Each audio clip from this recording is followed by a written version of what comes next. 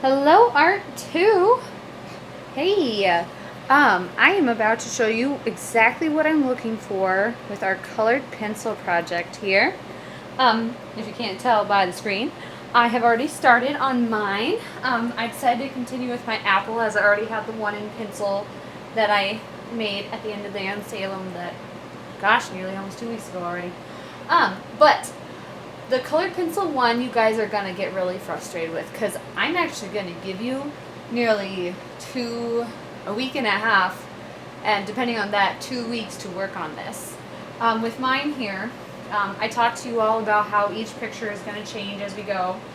And with this one, I didn't want to have just the basic apple in the middle anymore. I wanted to have a little bit fun, so I put some slices. And I put a Pop-Tart box because apparently I just really love Pop-Tarts.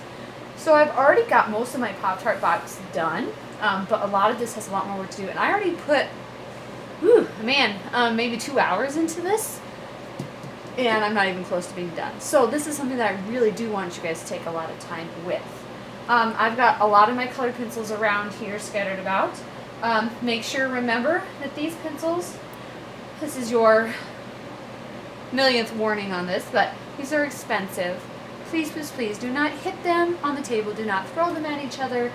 Please treat them as the good utensils they are. Even with these boxes, Salem, I know I'm bringing a bunch of these to you, and not all these were from several places, and one of them's mine actually.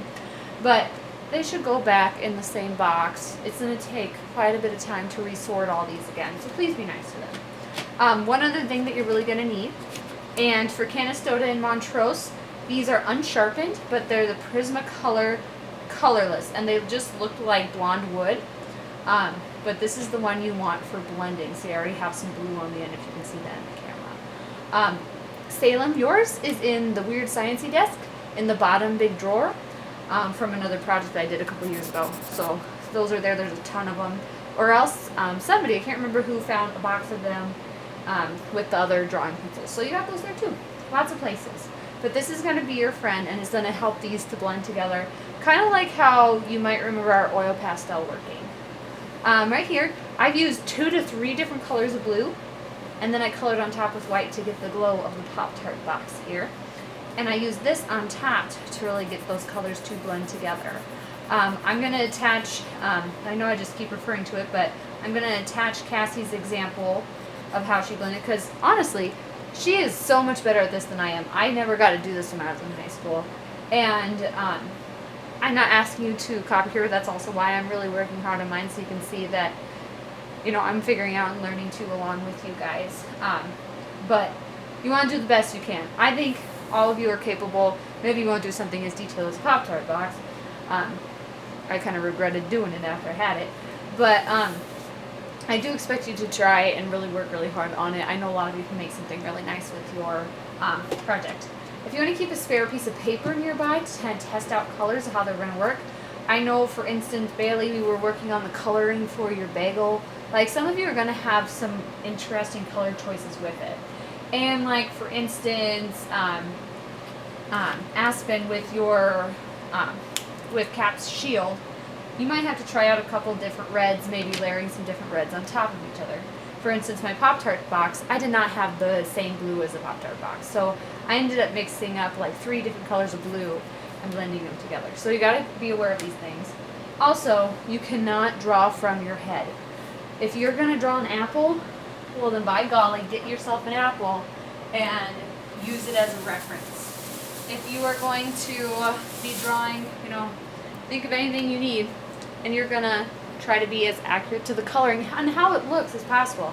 So I got an apple here, and granted it's not the apple I drew, but I have a lot of yellows and even a little bit of greens in there, so I'm gonna have that come in.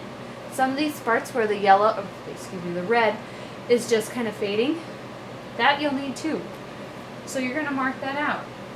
And I want this yellow. I'm gonna put some more in there. I'm also gonna want to know where my white spots are, because you are going to need to shade these. They do need shading, but colored shading is so much different than any other kind of shading, because colors don't necessarily just go white to black and with a color randomly in between. It's not like that.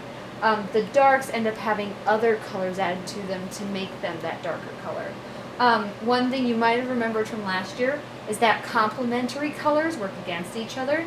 So actually for my lowlights of my apple, for the darker parts, what I might end up using to make my color is actually add a little bit of green into it. That sounds psycho, but it will add that darker tone that I'm looking for. Can you see right along there? It's almost like a brown. But complementary colors will add that color you need into it. Now I've already showed this to a couple people, but I want to show it to all of you here on the camera here. I'm trying to get this spot so you can see it. But this colorless blender really just does a wonderful job. And you can always put more colored pencil on top of it, and you also don't want to like color too hard and dig into your paper. But I'm going to go ahead and take this and go right alongside my apple here. And you see how those colors blend together and make a bright, rich color for my apple. Ooh, I'm liking it so much. Ooh, I like it, I like it, I like it. But see, how much more does that actually look like an apple than just, somebody colored a picture for fun in class one day, It really brings out the colors in an apple. So these are going to, they make a huge, huge difference, and I'm already really in love with my apple right now. You also got to think about your backgrounds.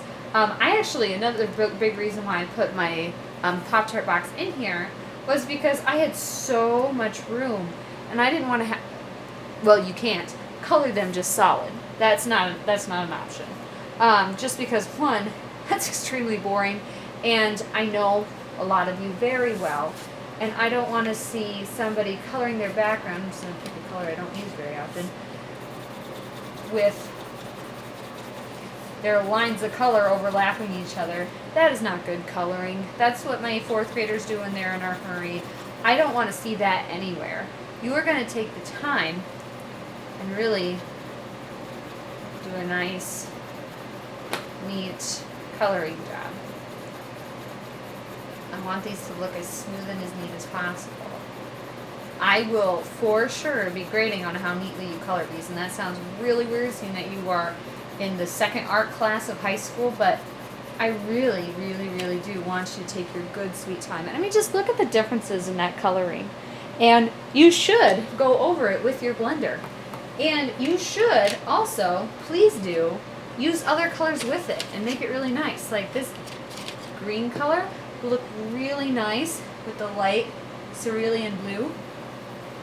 Actually, if I patch it and then put that over it, that's going to blend really cool. I wouldn't do opposites on the color wheel for this, complementary colors and turning brown. But doing some colors kind of next to each other on the color wheel will really bring your backgrounds and your projects to life. If you want to do a wooden table, there's so many cool browns. And, brown seems like a dreary color, but there's also some really nice browns in here that can make something really beautiful. See, blue is really fun. And it just breaks it up. Reminds me of something from Toy Story. But I really want you to really put that time and effort into it.